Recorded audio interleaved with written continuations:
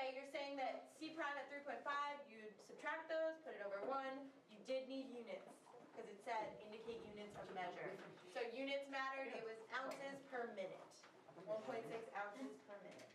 And then for me, my biggest successes have been seeing kids take what we're learning in class and let it lead them somewhere. So a kid who sees a video at home and immediately has the opportunity to say, oh, I've seen this, or I've thought of this, and apply it in a different way. That for me is something that I would definitely define as success, because it's getting in tune with what they know. One, we want to talk about some of the ideas that you guys did coming into class.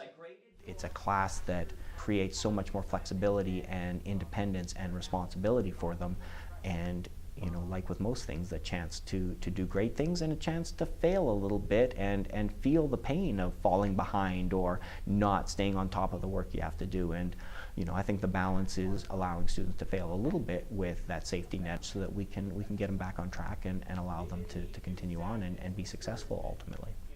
It's made them think differently. And they don't always appreciate that at first. I think that's been a struggle for some. My very first feedback I ever did in blended, I had one girl begging me for worksheets. And you never hear a 17-year-old kid beg for worksheets. But it was such a different way to learn that she wanted to go back to her comfort zone. And so I think that's very challenging for kids, is that they're seeing that they're being pushed.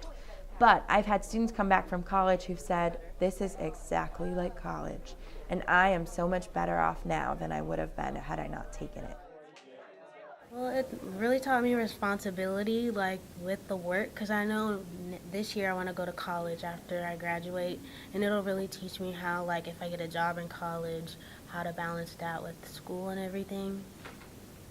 You actually learn how to study by yourself, and I think that helps. The days where we're not in class, we're allowed to have our own pace to do our stuff at home, and I work slower sometimes, so I can, instead of being like limited to an hour and a half of class, I could do the work and take 3 hours if I needed. I guess it prepared me better for when I going to college and things like that. You're not going to always have your professor right there in front of you, or if you have a class with 100 people in it, you can't necessarily get that one-on-one help. So it kind of helps you learn how to learn on your own and become more independent, so you don't rely on your teacher as much. I felt like I was going to get behind because I wasn't with him every day. But then I learned to be able to be more independent during my classwork. You can do this one of two ways. Either I want it in a Google drawing. We scheduled it fourth period because 90% of our students go home, especially the seniors.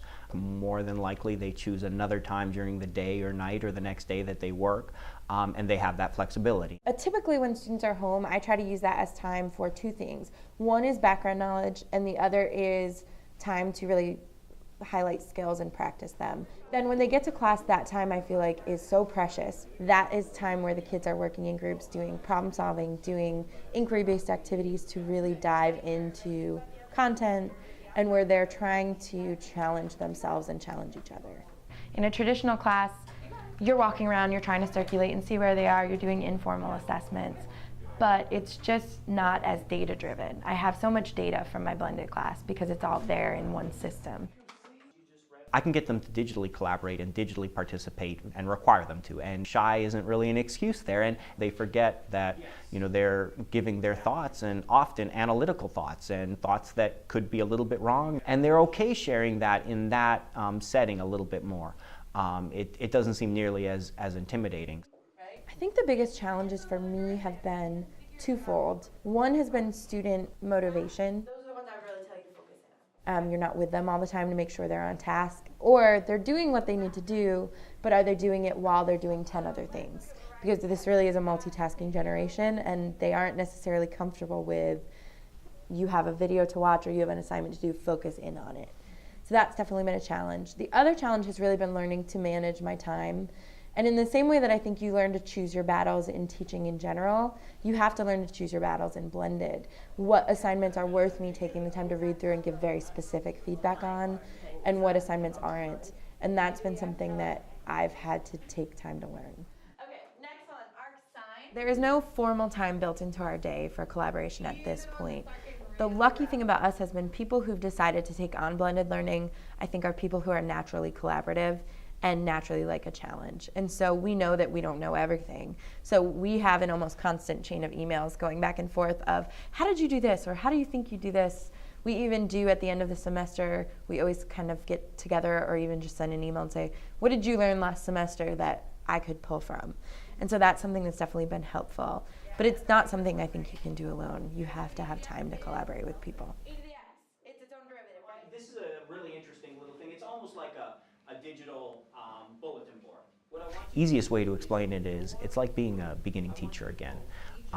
There's an activity and you apply it to a digital platform and you think it's going to be perfect. They're going to do this in class, they're going to do that out of class, and it's going to work, and then it doesn't, and you look at it and you say, okay, now I see why that didn't work.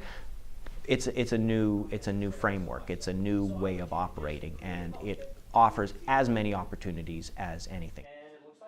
Teachers have to be comfortable with what they're doing. They have to believe that it's going to work, and they have to show students and parents that they believe it's going to work, and then make it work. But I don't want you forgetting the idea. I think I wish two things. The first thing I wish is that I knew how unprepared my students would be for some of the things I was asking them to do.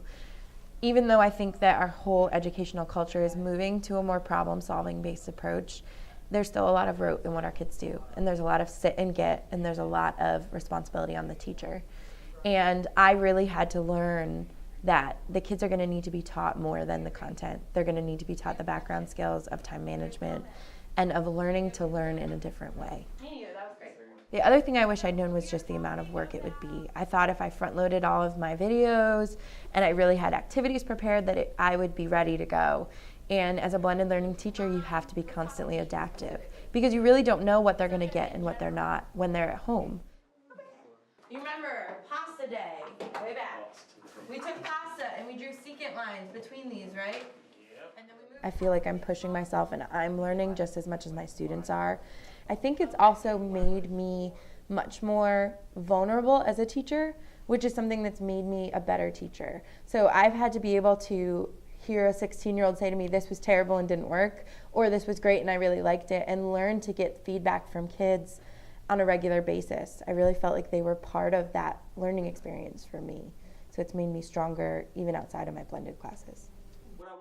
This opportunity has afforded me so many ways of growing professionally. So often you're a teacher, and if you want to move up, you have to not be a teacher anymore.